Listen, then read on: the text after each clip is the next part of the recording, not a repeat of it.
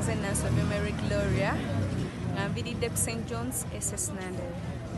Ensonga lwaki nsazeewo okujja mu kano akabbinkano nzize okwongera okumanyisa bannange abali eyo, abali ewaka, abali ku masomero nabo bajje beeyongera okuyiga eddiini yaffe esobole okutumuka mu Uganda ne mu ggwanga lyonna okutwaliza awamu kuba Radio Sapienza tewulirizibwa bannayuganda bokka wabula n'abali ebweru.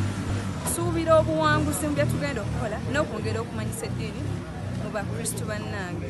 Abire Christine nva mu Mpala Parish manyisa eddiini lyange n'odyagaza abalala. Osuubira onoowangula? Iye Mukama byonna. Ozze weetegese otya? Wasomyeko? Iye nabiisizaamu.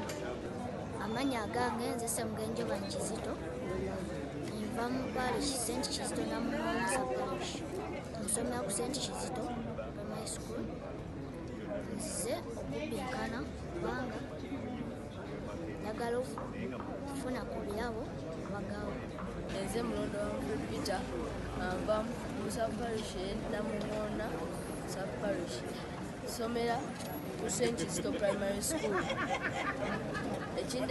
Ekindeese okubbinkana leero kuba njagala okufuna ku birabo era njagala n'okumanya nnyo eby'eddiini.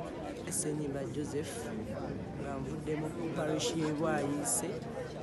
Nzize okubbinkana kabinkono ka Radio Sapienza katikisimu okuyigiriza abaana essaala ez'enjawulo nange kennyini ng'omuntu kuba ku bye nneeyongera okumanya ku Eklezia Katolika. Nkuulira ddala nti nja kuwangula nga Mwoyo wa Katonda ye mubeezi. Amanya gange nze Mirembe Kasirye Jooga nze mu kabbinkano kano olwa parish yange.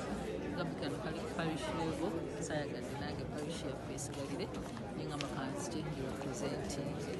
Tusuubira obuwanguzi.